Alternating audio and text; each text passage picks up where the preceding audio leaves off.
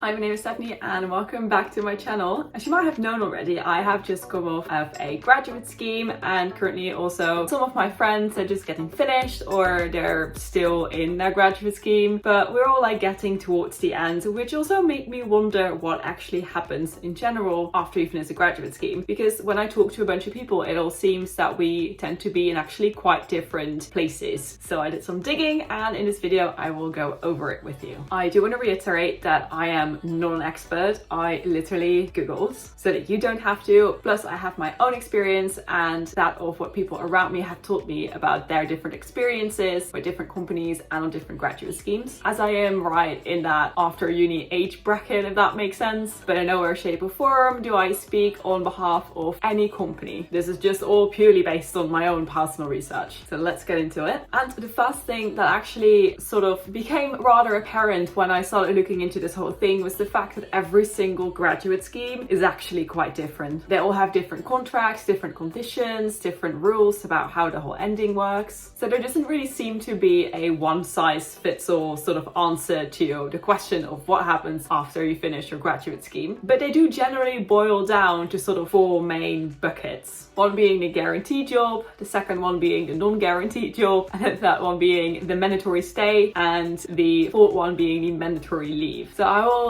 dive a bit further into all of these four and explain all of the sort of pros and cons about each of these different endings. So let's start off with the first one, which is the guaranteed job offer. After looking at all of these graduate scheme information, postings again, I feel like this is the most common ending to most graduate schemes. This, by the way, was also the case for myself. I stayed with a company that I did a grad scheme with. My understanding of this one is mainly that these companies, they invest their time, money and knowledge in the people that they hire on their graduate schemes. So they tend to be quite keen to keep the people that they put through all of this training because they make an investment, if that makes sense. Also, the company learns about your strengths and your weaknesses and what are the spots that need to be developed within your career a bit further, which sometimes prompts them to almost use this graduate scheme as like a sorting hat. They put it on your hat and it will spit out where you belong, right? Looking at all the different job postings again, there seems to be a little bit of a caveat, which is that you have to successfully complete your graduate scheme. So that essentially means that you have to perform well. So it's not like you enter this graduate scheme, you did all this work applying and now you're like set for life. You still need to like put in the effort, do the work and everything along those lines. It's not that it's like, oh, you're now accepted for life and you're all set and you're on your graduate scheme and now, you know, your career will just take off. You still have to put in the work. So even a guaranteed job offer in that sense is not as guaranteed if you don't actually put in all of the work. So this one is actually probably the most straightforward one. Then let's go into the second one, which is the non-guaranteed job offer, which sounds really straightforward, but actually isn't. It boils down to you finish your graduate scheme and you're not offered a role by default upon successfully completing your grad scheme. This does, however, mean that you can stay with your company, if that makes sense. It's not that you have to leave. You are generally offered the opportunity to apply to different roles internally. So this sort of ending I've seen pop up more in smaller companies, but also companies with a lot more of a competitive industry. So generally what seems to happen is that towards the end of your grad scheme, you get the opportunity to apply to different roles internally, or they will only extend offers to a certain part of your cohort. So let's say they can only take on 50% of your cohort, they will only extend offers to 50% of your cohort. So I tried looking up a success rate for internal applications and I must admit that I have been unsuccessful in doing that because it is going to vary based on the company, or maybe even on the year. Like if your company has had a good year, they probably are looking to hire more people. If they had a bad year, they're probably not looking to hire as much people as they would have had in a good year. So it's very dependent on a lot of different factors. So there is not a success rate, if that makes sense. So moving off track a little bit, imagine, right? You have finished your grad scheme and you're now having to apply to an internal role. I have noticed that there seems to be sort of a two-way split in this whole application thing. There either seem to be grad schemes where you apply for a very similar role. So let's say, for example, you did a marketing graduate scheme and now you're going to apply for a marketing role within that same company. On the other hand, I've seen also a lot of grad schemes that do this who have a very different first year from like the rest of your career, if that makes sense. So there's definitely some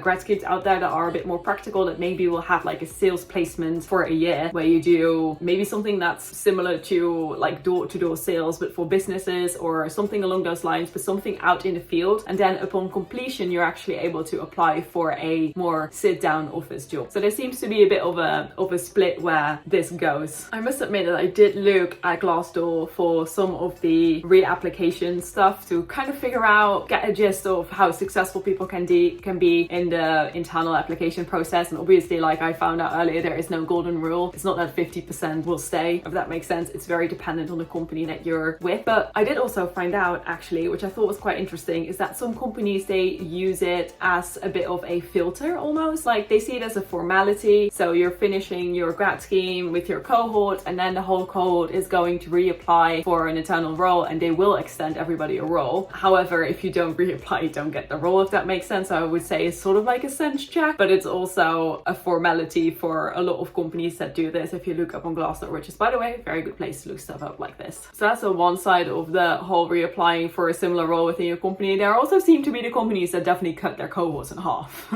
They exist as well. As I mentioned earlier, those will be the companies that either struggle with a headcount or are in a very, very competitive industry. And that's another side note I want to make. Some of them just have a quota, like they're only going to move forward with 10 out of 20 people. And so they take the 10 people that are the best fit. However, that does not mean that the other 10 people who will not get extended an offer from that same company aren't good enough. They could just be, you know, fantastic minds, but not a great fit for the company. These companies really use their graduate scheme more as sort of like a test to figure out who is the best fit. So if you are applying to a company that does not guarantee a job offer after your graduate scheme, do figure out what the next steps are, because they might be incredibly different, as I've just explained it to you. And there's so many different ways of doing the whole reapplication process. So just honestly look on Glassdoor, reach out to your company, ask your HR person. They will definitely be willing to let you know what your career will look like after you finish your graduate scheme. And just as a side note, if you don't end up staying at the same company that you did your grad scheme with, honestly, having a grad scheme on your resume is great work experience. It's not that since you're not staying with the company that you did a graduate scheme with, that all hope is lost. That's like definitely not the case. Upon completion of a graduate scheme, you have had a lot of on-the-job training. You've had a lot of additional on-the-job training, which in my personal opinion is very, very valuable. Let's move on to the third one, which is the mandatory stay. I feel like this one weirdly ties in with the guaranteed job offer one, the first one that we spoke about, in the sense that companies really do see their graduates as an investment that they don't necessarily want to let go of. But with the mandatory stay, the difference is that they will keep you for a set amount of years after you've successfully completed your graduate scheme. And in all honesty, this one makes a lot of sense to me. If you just look at it from an objective outside perspective, it just makes sense from the whole investment perspective. But it also is good to keep in mind that when you're applying, that it is going to be a bit of a bigger commitment than just the graduate scheme. You're not just committing to a 1 to 2 year graduate scheme, you're also committing to X amount of years with the company that you're applying with. I have seen online that it tends to be between like 2 and 3 years. So you're looking at a total commitment of somewhere between 3 to max 5 years-ish, which can sound scary and I fully understand, but I don't feel like you should see it as scary. You should see it as definitely an opportunity. And similarly to all the other grad schemes so far we spoke about, it also seems to be the similar caveat that you have to successfully complete your graduate scheme. Otherwise, they probably figure out a way to let you go. Because it's not that you get on a grad scheme and you're set for life. You still have to do the work. Because it's, again, not like you put in all this effort, finally found your place on a grad scheme, which I know is absolute nightmare, but then you managed it, you're on a graduate scheme, and then all is done. You still have to work. So from that perspective, that obviously makes sense that you first have to successfully complete your graduate scheme to be allowed further in the business, which is generally the case in life as well. If you don't perform well in your job, they will let you go. That's just the way it is. So while it's a huge commitment, if it doesn't work out for the both of you, there is probably a way to end it, if that makes sense. But that doesn't mean that you should try to end it. That's not what I want to say. I just want to emphasize that. I think you should definitely stick with it and make the most out of it. My main advice here would be don't let it scare you away, because they probably put put a lot of effort in their trainees or in their grad scheme people because they really don't want to let them go, if that makes sense. They probably put an amazing amount of effort into you and your cohort. There was not really one industry that really stood out in having these kinds of endings of their graduate scheme. I would say they were more common for charities and law firms and some smaller businesses. Then the last one, the mandatory leave. In all honesty, this is out of all of them probably the rarest that I have seen so far. But I have definitely seen a couple when they would just state that upon completion you would not be able to stay with them. To be fair, at least this one is clear about it. They do tend to write that participants on their